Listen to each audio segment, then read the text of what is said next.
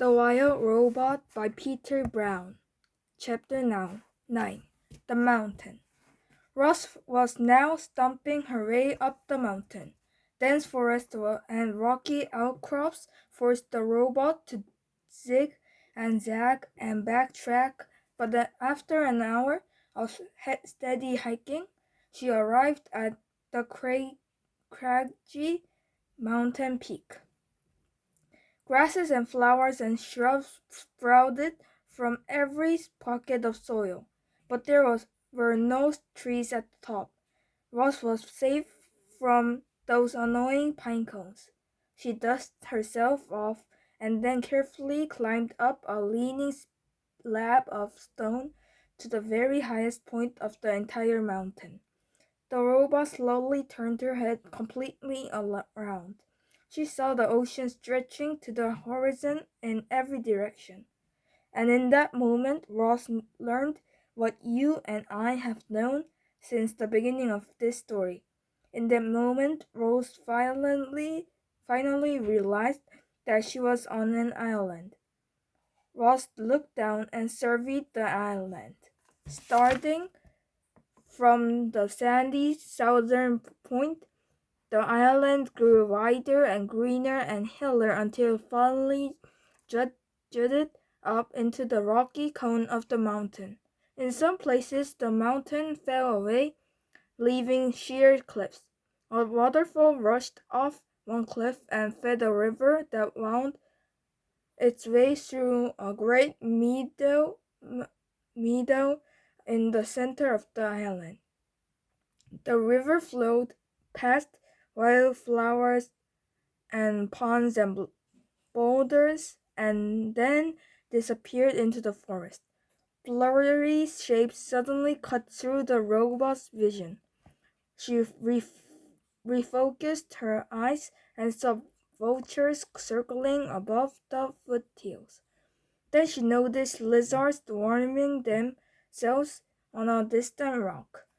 A badger peeked out from a berry bush. A moose waded through a stream.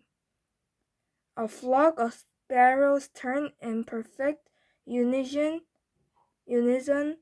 above the trees. The island was teeming with life, and now it had a new kind of life, a strange kind of life, artificial life. Chapter 10. The Reminder. I should remind you, reader, that Rose had no idea how she had come to be on that island. She didn't know that she's being built in a factory and then stored in a warehouse before crossing the ocean on a cargo ship. She didn't know that a hurricane had sunk the ship and left her crate floating on the waves for days and until it finally washed ashore. She didn't know what she'd been accidentally activated by those curious sea otters. As the robot looked out at the island, it never even occurred to her that she might not belong there. As far as Ross knew, she was home. Chapter 11. The Robot Sleeps. Ross stood on the peak and watched the sun sink behind the ocean. She watched shadows slowly spread over the island and up the mountainside. She watched the stars come out, one by one, until the sky was filled with a million points of light. It was the first night of the robot's life. She activated her headlights and suddenly bright shafts of light were beaming out from her eyes and illuminating the whole mountain top. Too bright. So she dimmed them. Then she turned them off and sat in the darkness and listened to the chorus of nighttime chirps.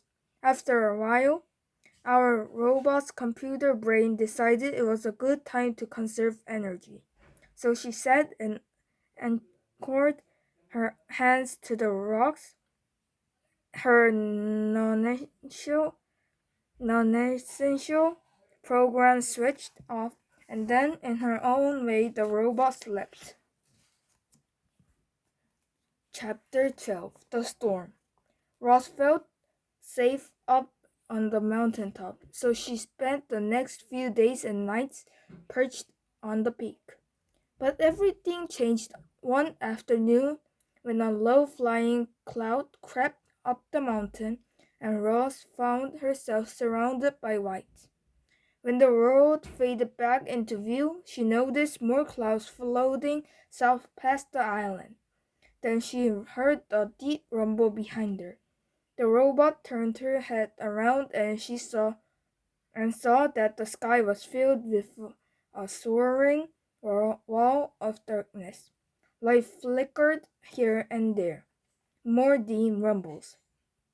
A storm was approaching, and it wasn't just any storm. It was an it was as fierce as the one that had sent the cargo ship to the ocean floor. The wind picked up, and the first drops of rain tapped against the robot. It was time to go. Ross unclamped her hands and began sliding down the peak. Hot, hot sparks flew from where her body scraped against the leaning slab of stone. As soon as her feet hit soil, she was off and running. The rain fell harder, the wind blew faster, the lightning flashed brighter, the thunder cracked louder. So much rainwater was falling that rushing rivers of runoff started springing up everywhere. Ross splashed down the mountain, searching through the gloom for any kind of shelter. But she should have watched where she was going. Her heavy feet slipped and tripped, and she tumbled right into a mudslide.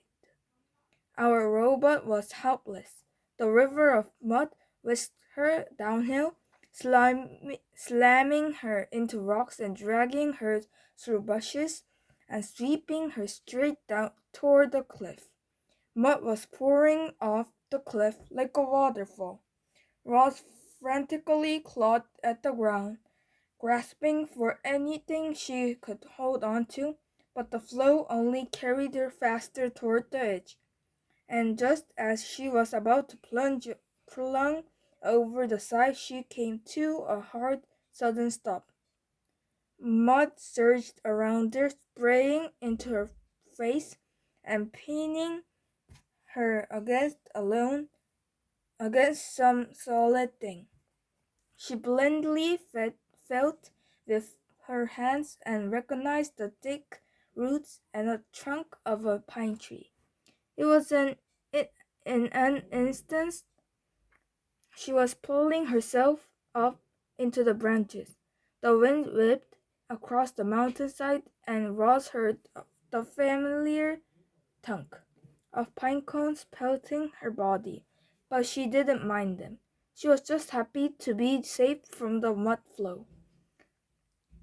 The robot locked her arms and legs around the tree and waited for the storm to blow over.